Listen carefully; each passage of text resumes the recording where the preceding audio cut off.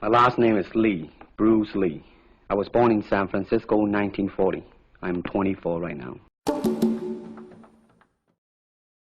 Teacher? I see your talents have gone beyond the mere physical level. Your skills are now at the point of spiritual insight. I have several questions. What is the highest technique you hope to achieve? To have no technique? Very good. What are your thoughts when facing an opponent? There is no opponent. And why is that? Because the word I does not exist. A good martial artist does not become tense but ready. Not thinking yet, not dreaming. Ready for whatever may come. When the opponent expands, I contract. And when he contracts, I expand. And when there is an opportunity, I do not hit. It hits all by itself. Now, you must remember, the enemy has only images and illusions, behind which he hides his true motives. Destroy the image, and he will break the enemy.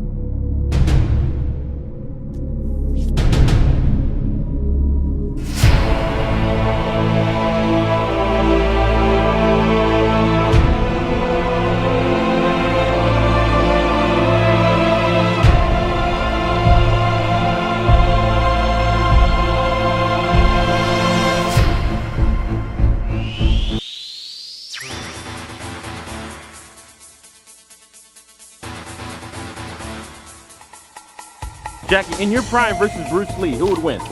Bruce Lee. Really? Yes. No question? No question. Are you serious? I bet you're pretty strong.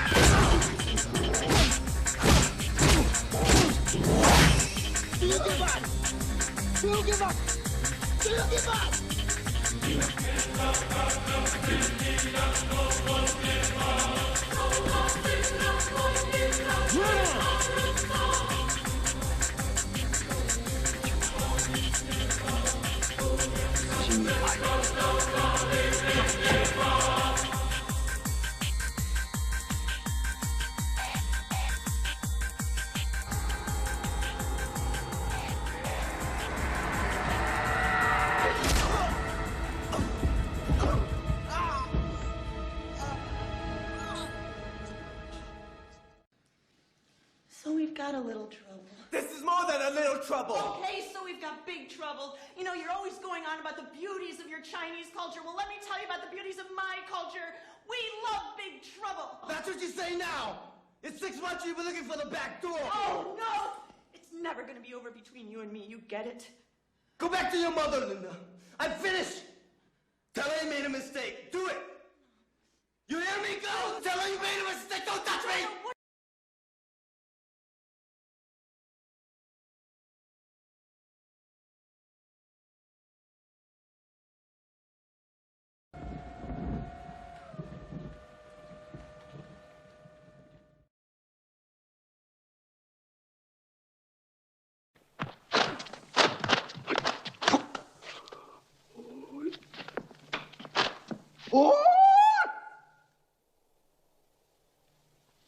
You must attend the morning ritual in uniform.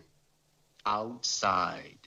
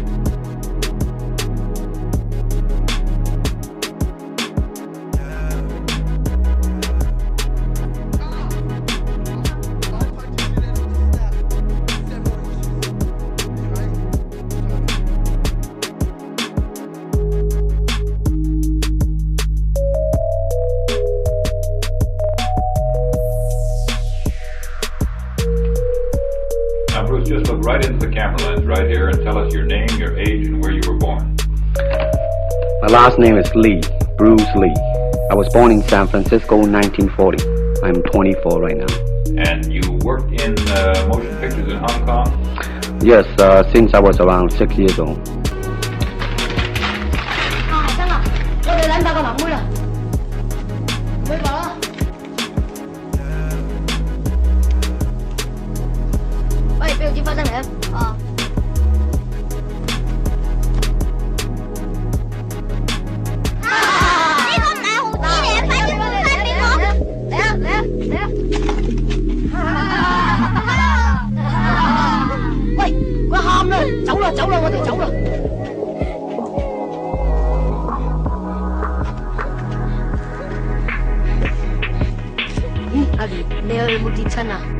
And you went to college in the United States? Yes. And what did you study? Philosophy.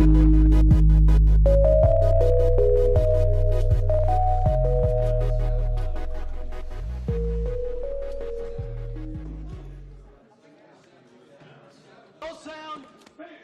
Roll camera. And marking.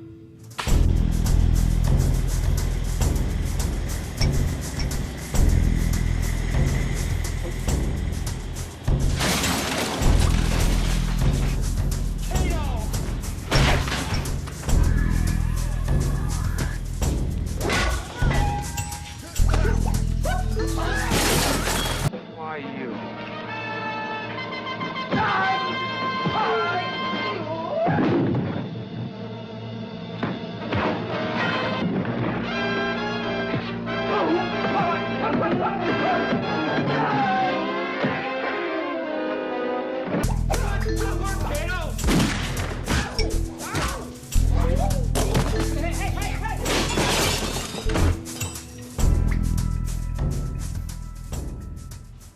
Good work, Kato. Thanks, boss. Cut! That's a print. Thought that'd be a little more exciting.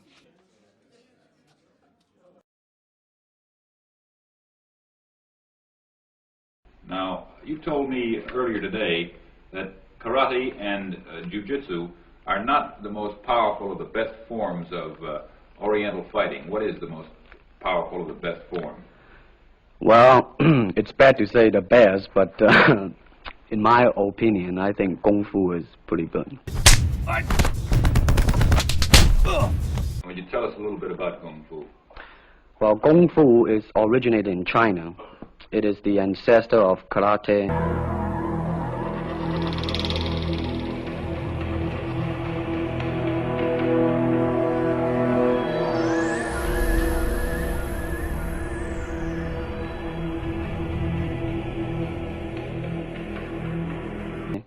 And jiu-jitsu.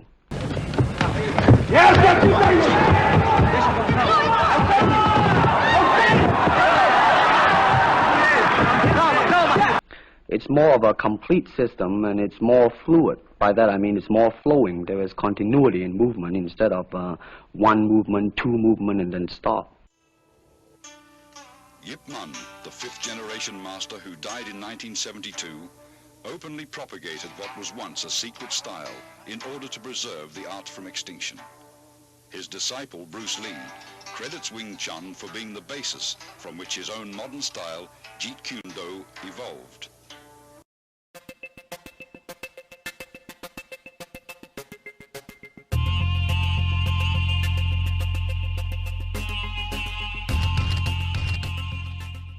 Would you look right into the camera lens and explain the principle of a glass of water as it applies to Kung Fu? Well, Kung Fu, the best example would be a glass of water.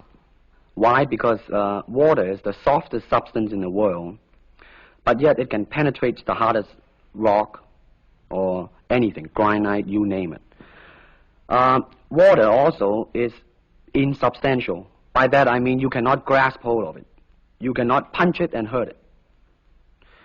So every Kung Fu man is trying to do that, to be soft like water and flexible and adapt itself to the opponent. Swim that arm over her head as you mount. And now hit the cherry popper here.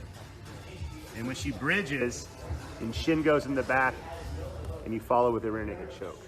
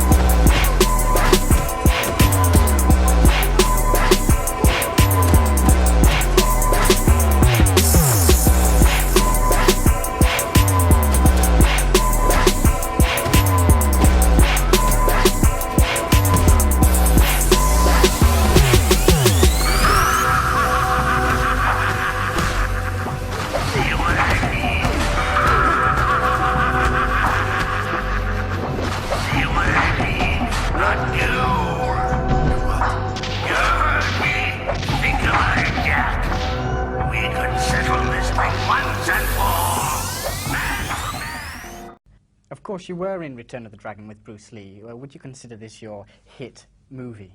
It gave me a lot of popularity worldwide. It was amazing. You know, that movie cost $145,000 to produce. It's grossed over $60 million worldwide. It's amazing, huh? You're glad you're in it?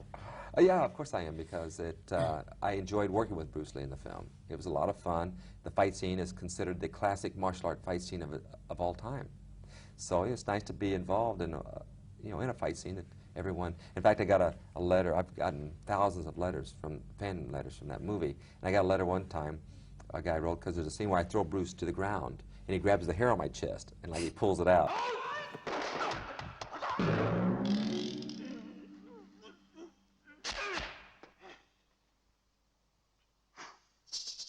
I get a letter from this man, and he says he and his son had seen Return of the Dragon 26 times. And he says, I've got to ask you. They weren't selling ice creams in the stores. Pardon me? They weren't selling ice creams in the stores. So it's amazing. People have seen this movie so many times. It's unbelievable. Yeah. I've gotten letters where people have seen it 18, 19, 20 times, and because of the fight scene. But he says, did Bruce really pull the hair out of your chest? He said, if he did, you're really a stud. So I wrote back and said, no, not for real, he didn't. But it's interesting to think of how people react to the film. Yeah.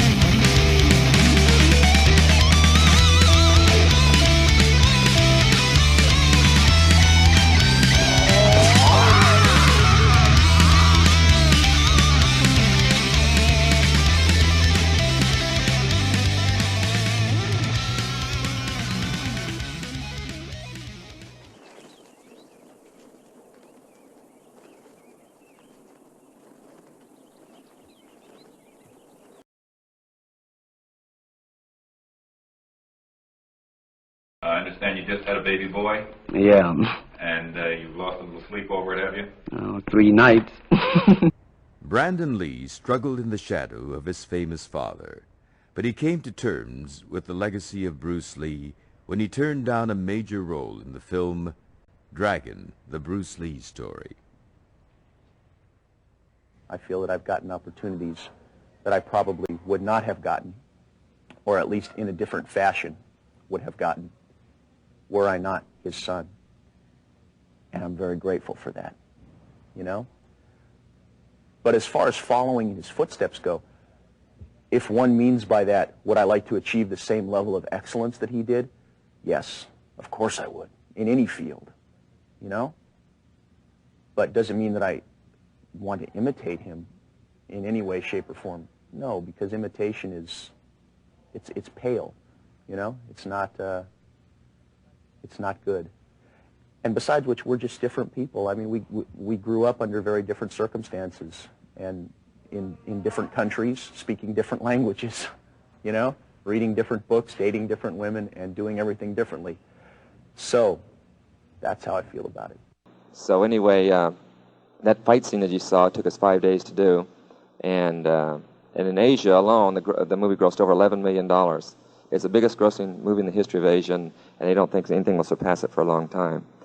Then Bruce naturally did Enter the Dragon, which was his last movie, and it was probably the biggest grossing movie as far as martial art movies go.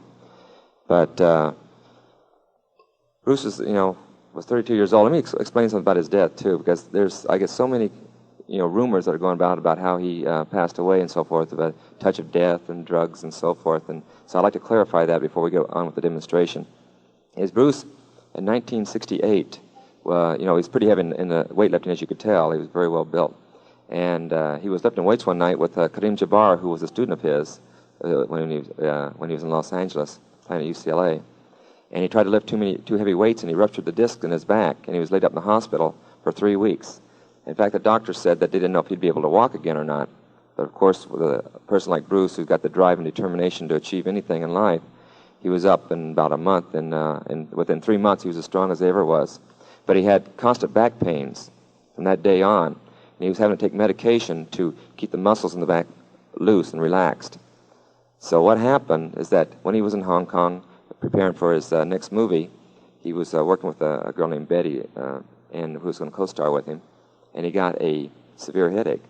So Betty gave him some antibiotics for the headache, and with the medication he had taken for his back and the medication he had taken for his headache, they reacted to each other and made his brain swell up, and it created an aneurysm or ruptured blood cells in his brain, and that's actually what happened. So if anyone asks you what happened, that you can tell them the true story.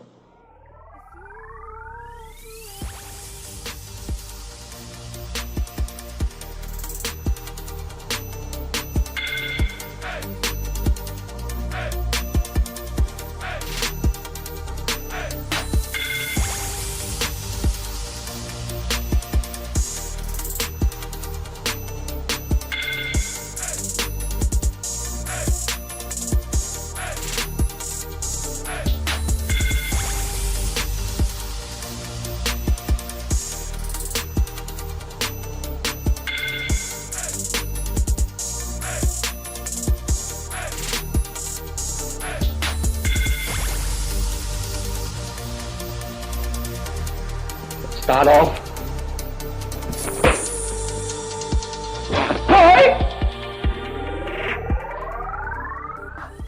In 1972 and 3,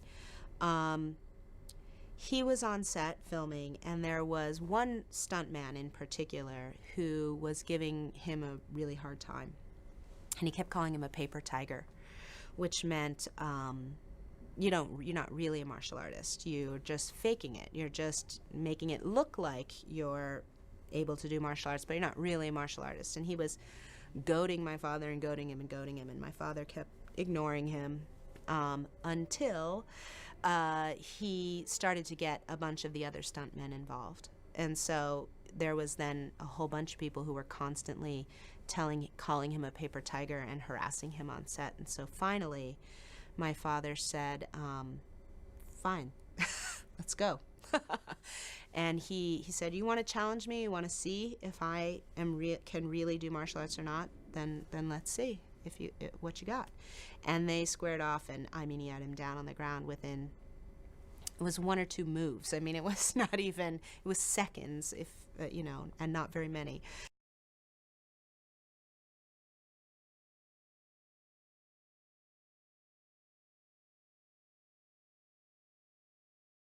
Thank you very much. Thank you very much.